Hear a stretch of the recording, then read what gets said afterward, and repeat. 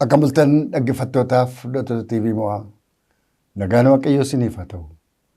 Galma kana sagalee Waaqayyoo qabadhee fuula keessan kanan jiru luba Qannoo Galaanii jedhama. Waaqayyoo gooftaan keenya abdii badduu ba'e abdii harca'aa fuudheetu haaressuu danda'a. Abdii isa namaaf gale immoo hin irraanfatu. Kanaaf ganama kana mee kottaa wantoota abdii itti kutanne fuula Waaqayyoo keenya barii kana waliin kadhannaa. Roomee boqonnaa 4 dubbisa lakkoofsa 13 kaasee abdiin Abrahaamiif yookiis sanyii isaatiif kenname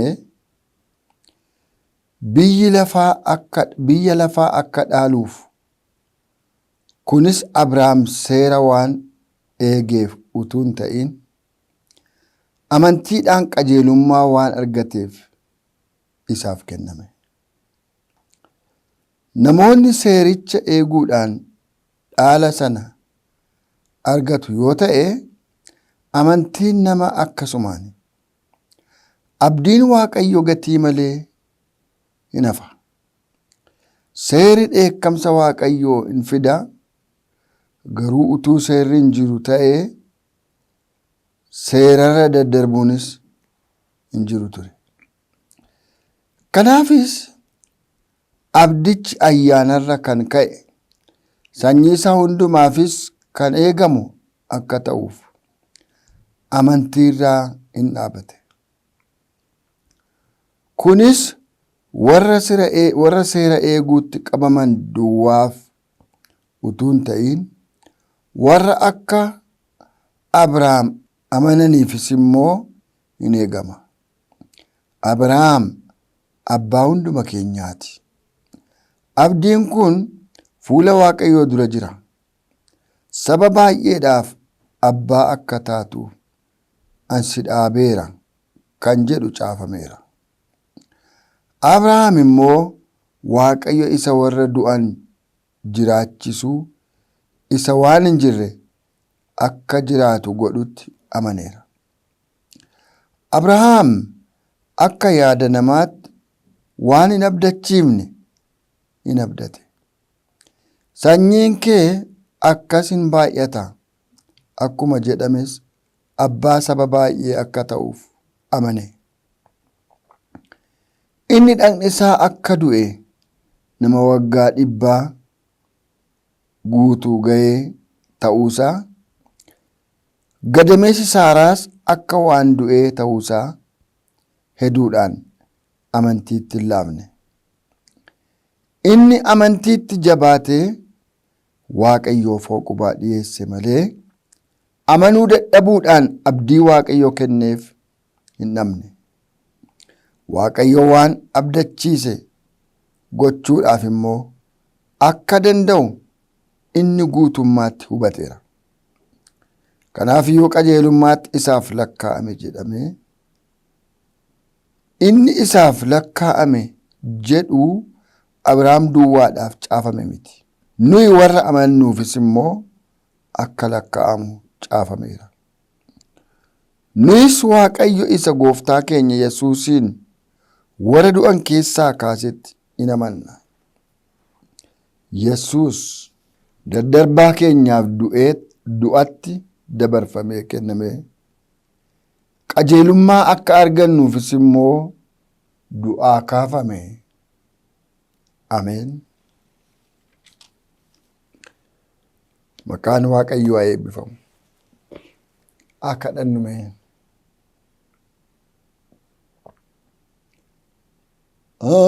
Amantii naa kenni yaa Abrahaami gooftaa, na ho'isi.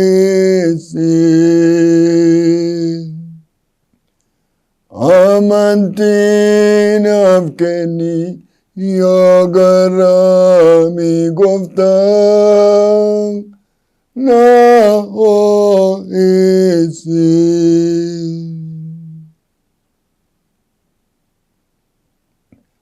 Gooftaa obboroo kana moomee kottu mana keenya.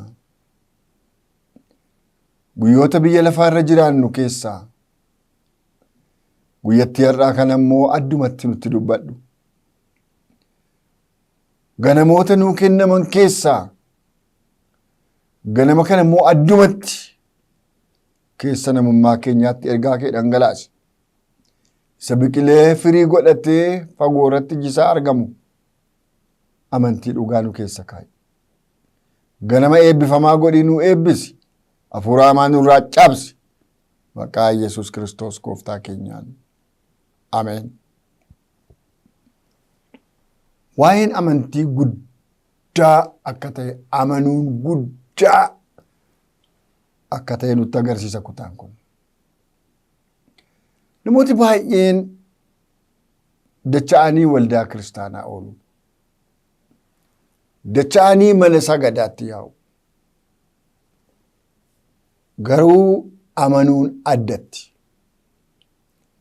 Waaqayyoon amananii harkasaa, aboosaa, humnasaa, dandeettiisaa, fayyisuusaa amananii jiraachuun immoo adda.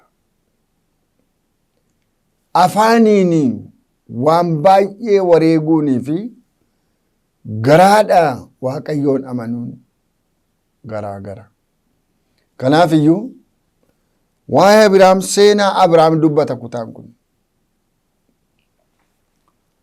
Abrahaamiif kakuun kan galameef abbaa nama baay'ee taataa jedhamee kan isaa kakatameef sanyiin kee akkana baay'ataa jedhamee kan isaaf kakatameef seera tokko tokkoon eeguu nama danda'e nama jabaa nama guutuu ta'e otoo hin ta'in nama amantiiti.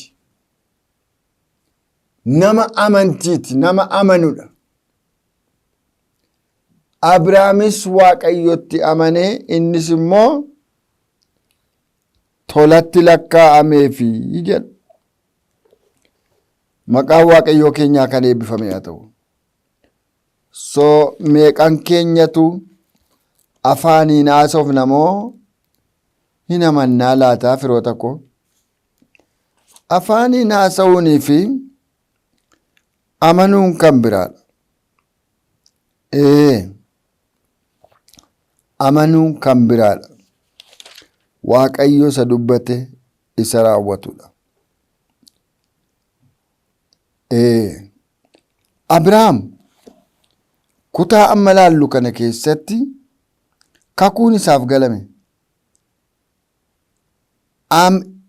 Amantiin namaa akkasumaan abdiin Waaqayyoos gatii malee hin hafa ture utuu hojiidhaan ta'e.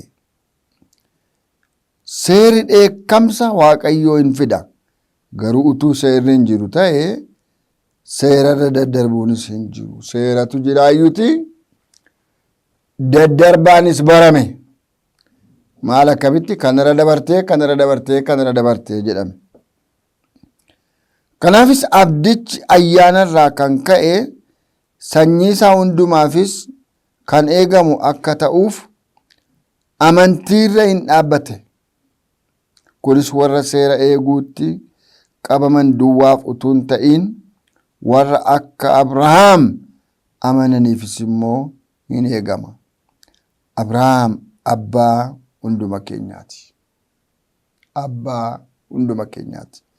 Abbaa godhee Waaqayyotu.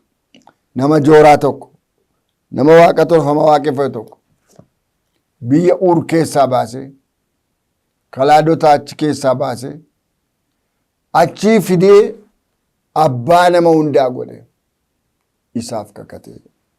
Waaqayyo ilma isaa Yesuus Kiristoosiin hidda dhaloota kana keessa akka fiduudhaaf kakatee abdii nama hundumaaf akka ta'u godhe.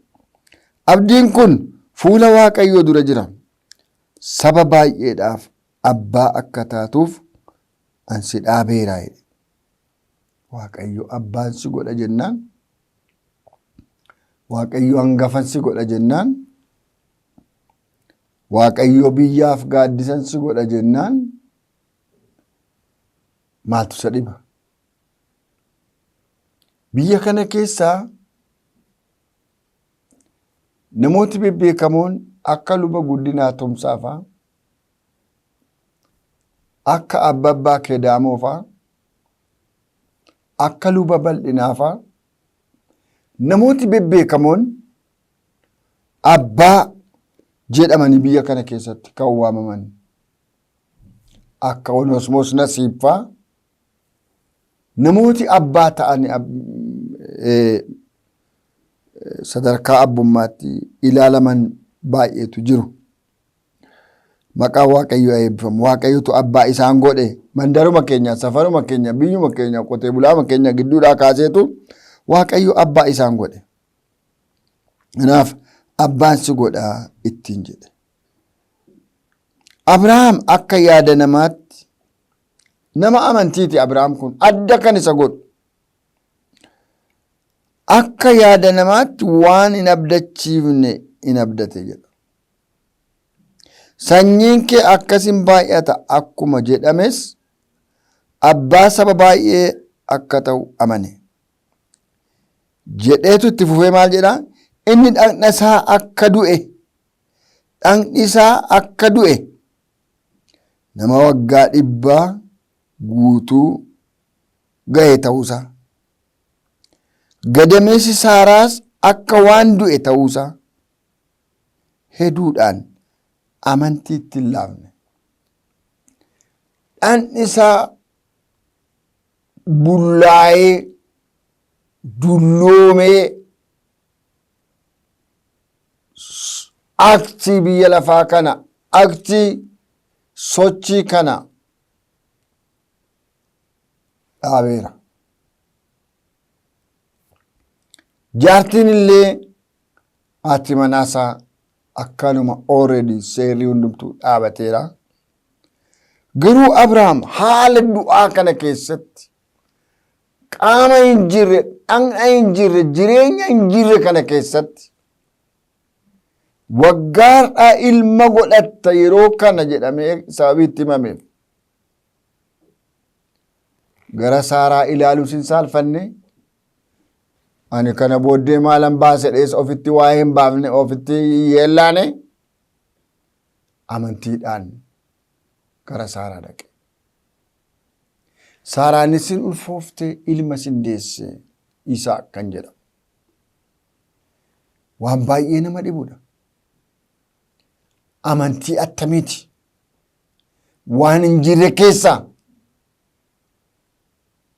waan jiraatu, waan baay'atu, waan guddatu Waaqayyo yommuu fidu amantiidha. Namooti baay'een of ilaallee haala laallee jilbi nu bu'ee akka riyaa keenyaa socho'uu dhiifne humna Waaqayyoo isa guddaas amanuu dadhabne yeroo nuti akka nama qotiyyoo hiikee sanyii facaasu dhabee abdii kutatee taa'u gadi teenyu jira. Garuu namni kun of ilaalee abdiin kutanne, haadha manaa laalee abdiin kutanne, umurii bara laalee abdiin kutanne, Waaqayyoon amanee socho'e, Waaqayyo immoo isa eebbise. Waaqayyoonni du'arra du'an keessaa kaasu Yesuus Kiristoos isa du'ee owwaalames in kaase. Yesuus Kiristoos du'aa ka'uudhaan nunis du'aa ka'uuf jireenya bara bara akka abdannu godhe Waaqayyo. Dhagna Saaraa isa du'aa irra kee'a. Dhagna Abrahaam isa du'aa kee'a. Dhagna Yesuus isa du'e keessa jireenya fide Waaqayyo. Maqaan Waaqayyoo eebbifamu. Guyyoota fuuldura keenya jiru guyyaa yartuu booda waa'ee du'aa ka'uu gooftaa keenyaa Yesuus Kiristoos isa kabajannaa, isa faarfannasi, isa yaadannasi, oolmaanuu oolame, jaalala nutti agarsiifamne yaadachuudhaan yeroo nuti Waaqa galateeffannu dhiyaateera. Soo firoottanii Waaqayyoon akkas godhu har'a mana kee jira. Har'a mana keessan jira. Har'a jireenya keessan keessa jira. Bara keessan keessa jira. Waaqayyoon qabatanii abdii kutachuun hin jiru. Waaqayyoon amanaa abdii kutachuun hin jiru. Waaqayyo isa du'aa kaasu, Waaqayyo san jirre akka waan jiruutti maqaa waamu Alaazaar jedhee isa boolla keessaa du'aa waamee owwaachisu isa amanna saabite. Wanti jireenya keessan harkatti haala keessan keessatti du'aa laayittan biyya alaas jiraadhaa biyya keessas biyya Arabaa kanas ta'a biyya Awurooppaa fi Ameerikaa baadiyyaa keenyaan magaalaa keenyas jiraadhaa. Waaqayyoon keenya jiraataadha. Jireenyi harcaa dukkanaa badduu baay'ee biiftuun lixxe yoo fakkaate iyyuu Waaqayyo biiftuu haaraa deebisee baasa. Waaqayyoon garaa keenya guutuu amantii guutuu akka amanannu Waaqayyo ayyaana nuuf haa baay'isu. Haa kadhannume. Gooftaa jaarsi dulluumaan haati dulloomtuun akka yaada namaatti barri isaanii dhumee gadi gugguufan kun akka mucaa durbaa ishee waggaa 20 akka mucaa dhiiraa isa waggaa 22 ilma akka godhatanii jilba isaanii qaama isaanii haaressitee horteen Israa'el akka itti fufu goote Waaqayyo siin maaltu si dhibaa? Galanni siif haa ta'u. Yesuus Kiristoos du'ee dhagaan irra tuulameera. Kana booddee abdii maaltu jira ergamoonni erga jedhanii? Yesuus ka'ee dhaqee gidduu isaanii dhaabatee nagaan isiniif haa ta'u akka jedhu gooteetta. Abbaa gooftaa keenyaa Yesuus Kiristoos Waaqayyo isa jiraataa galanni siif haa ta'u. Amantiitu nutti hir'ata waan baay'eetti. Xinnaaf guddaan baay'een nu biraa fayyee yommuu galu haara'ee yommuu galu nuyi amantiin saamii nutti hir'atu wanti baay'een tabba nutti ta'ee jira. Amantii amma iji sanaaficaa geessutuu qabaattanii gaara buqqiftanii qileen buuftu jetteetta. Ati amantii jamma sanaaficaa utuu hin ta'in guddaa qabda amantii guddaa isaa nu keessa kaa'i. Hafuura qulqulluu amantii nuu kenni. Ilma Waaqayyoo amantii nuu kenni. Warra afaaniin duwwaa iyyan nun godhin. Warra miilumaan marmaaraa oolan nun godhin. Warra amantiidhaan socho'an nu godhi. Bara keenyaaf eebbisi. Mana namoota baay'eeti wanti du'aan ka'ee jireenyaa godhatu. Waan hin abdatamiin gara abdiitti jijjiiramu. Maqaa Yesuus Kiristoos gooftaa keenya isa du'a mo'ee ka'e sanaan. Ameen. Garaa keessan gara Waaqayyootti ol fudhaa eebba fudhadhaa. Waaqayyo sinaa eebbisuu sinaa eegu. Waaqayyo fuula isaa siniif ibsuu sinitti araaramu. Waaqayyo fuula isaa gara keessanitti adeemsuu nagaa isaas guutummaatti siniif haa kennu. Maqaa Waaqayyo Abbaatti, kan Ilmaatti, kan Hafuura Qulqulluutti Waaqayyoon keenya tokko. Ameen. As istuudiyoo kana keessa na waliin kan jiru ogeessa kaameraa Abdii Shibbiruu Waaqayyo isaa eebbisu jechaa yommuu xumuru yoo kadhattes yoo dubbistes yoo jiraattis amantii qabaadhu. Waaqayyo waan haaraa godha. Guyyaa gaarii.